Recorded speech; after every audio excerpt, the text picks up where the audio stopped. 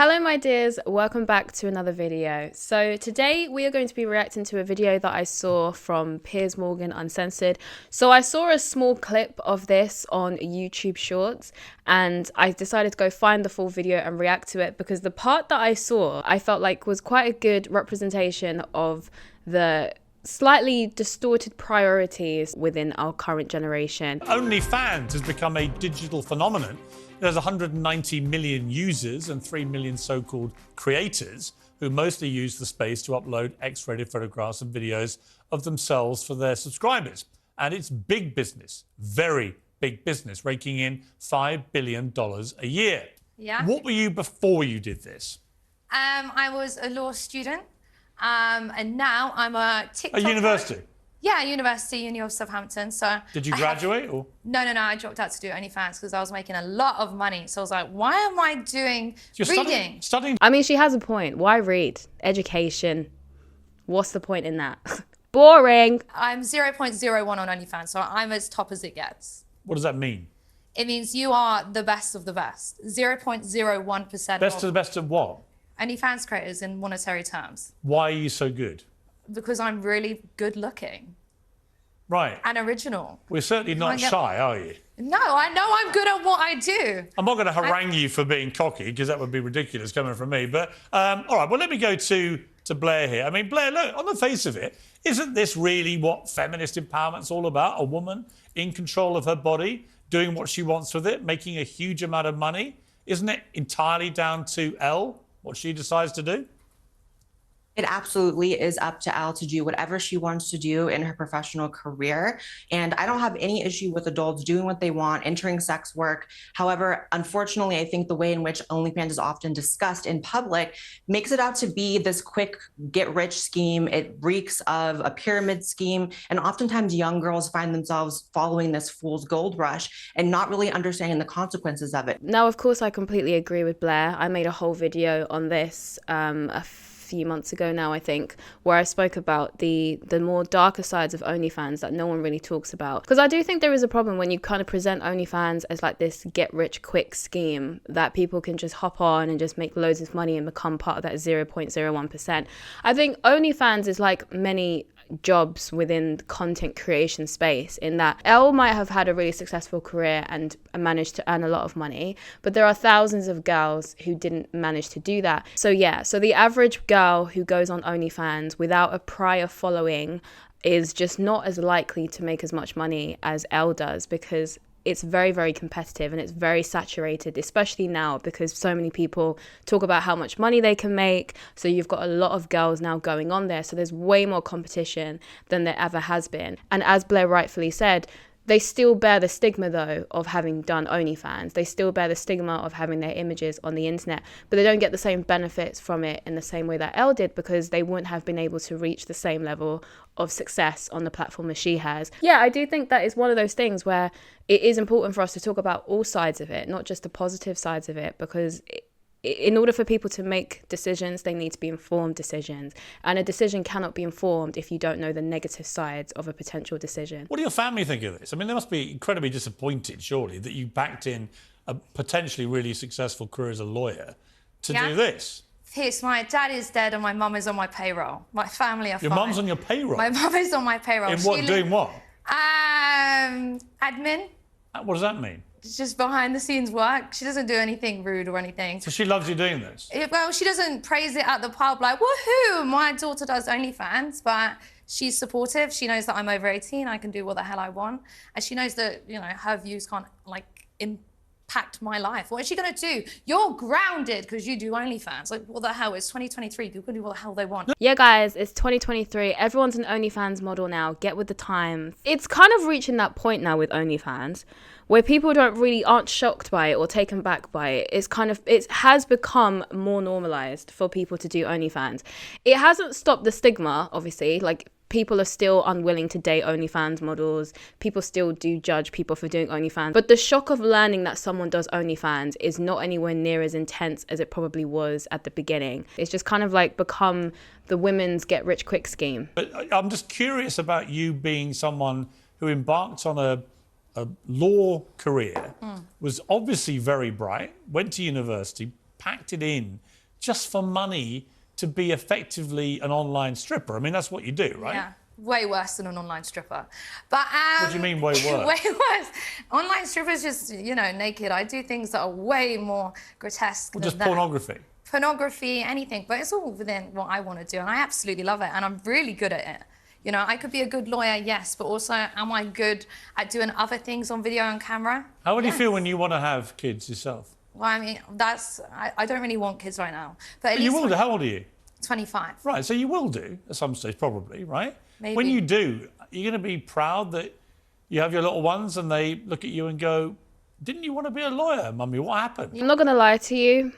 Obviously, personally, I think that having children is something that should be factored into whether or not people do sex work, because I do think that kids are cruel enough as it is. When your parents have naked images of them all over the internet, it's just extra ammo. However, I'm not going to lie, I do also wonder if, because of the amount of people doing OnlyFans now and how it's kind of become a bit more normalized, I do wonder like how strange it will be in, say, like, because she's what, like 25, so say she has kids in the next, I don't know, 5 years or something.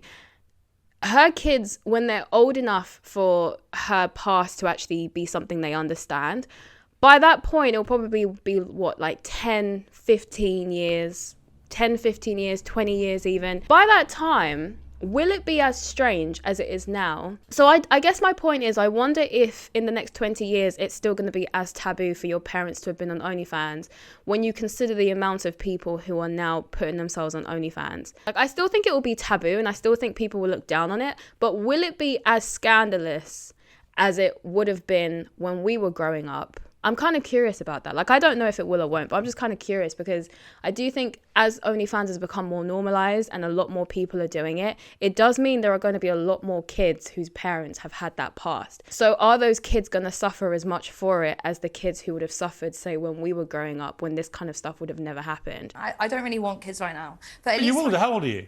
25. Right, so you will do at some stage, probably, right? Maybe. When you do, you're going to be proud that you have your little ones and they look at you and go, didn't you want to be a lawyer, mummy? What happened? Yeah. And you go, here, but look at all my stuff. They can cry in a Ferrari.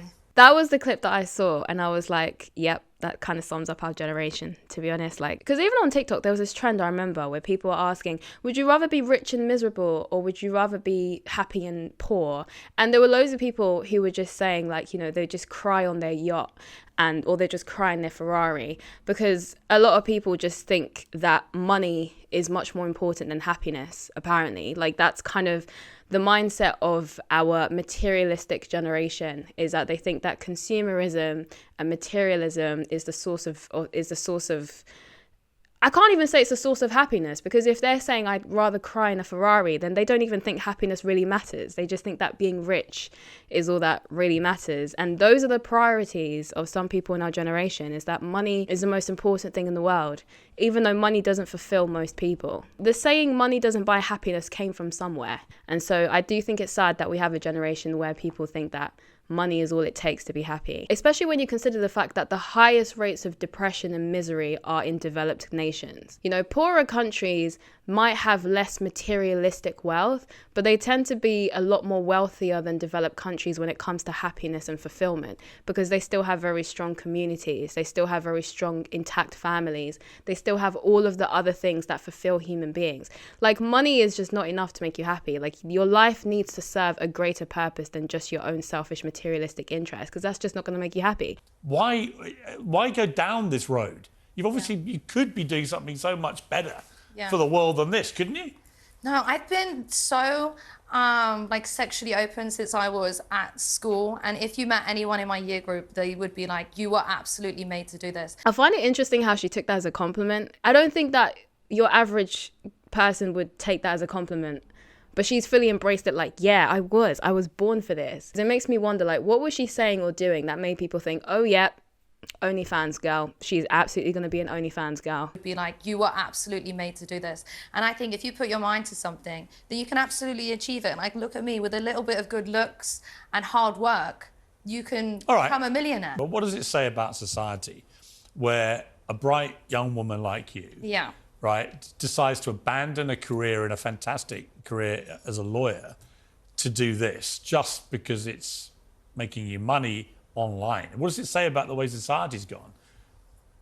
That I'm successful no matter what I do. I'd be successful as anything. It just Are you proud of it? Are you proud of it though? Yeah, of course I am. Of course I am. Look More at than me. you would be Through as a lawyer? OnlyFans, I box, I have a big social presence, I have everything. And OnlyFans was my gateway to become this influencer that I am now. Overall, so do I think that people should be controlled and people should be completely banned from doing this kind of work? I don't think I would personally make it illegal for women to go into this industry, but I definitely do think that it shouldn't be normalized for women to go into this line of work. I don't think it should be something that's talked about in a very nonchalant way, because the consequences of going into it are very real, and a lot of girls don't know that when they're signing up for it, which is not great because they have to learn the hard way, and I don't think that's necessary. I do think that there definitely needs to be a more complex conversation had about it to discuss all aspects of it, not just the positive sides of making money, but also the negative sides as well, because those parts don't seem to be talked about anywhere near as much. So when you've got like a whole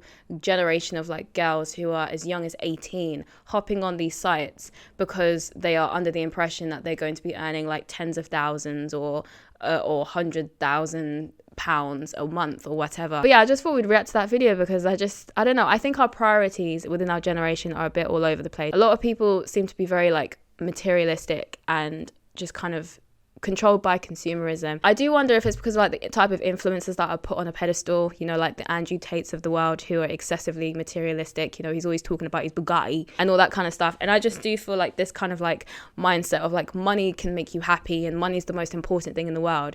I just think it's going to lead a lot of people down the wrong path because unfortunately, money is not the most fulfilling thing to pursue when you're young, sure, but like as time goes by, there's not many people who are old and happy being just rich and that's it. Like they have nothing else going for them, they're just rich. It's not really something that fulfills most people later on in life, and so I don't think it's a good message to be spreading to young girls or young boys that, you know, just strive to just be rich and that's it. That's all you need in life to be happy, is just be really rich and be really materialistic with your Birkin bags and all this kind of stuff. And I do wonder if this is maybe the Kardashian effect. So yeah, so I do think our priorities are a little bit interesting to say the very least. But do let me know what you think in the comments down below. What are your thoughts on this? Do you think our generation's become way too materialistic? But do let me know if you disagree with me. Maybe you think that money can buy you happiness or that money alone can make you happy. I definitely think that money makes your life easier and makes it easier for you to eliminate some of the problems in your life. But in terms of actually making you happy, in terms of being a source for your happiness, I don't think that's true. Well, if you enjoyed this video, you may as well like and subscribe. I am also on other socials if you'd like to check me out. Thank you very, very much for giving me your time today, and I will see you in my next video.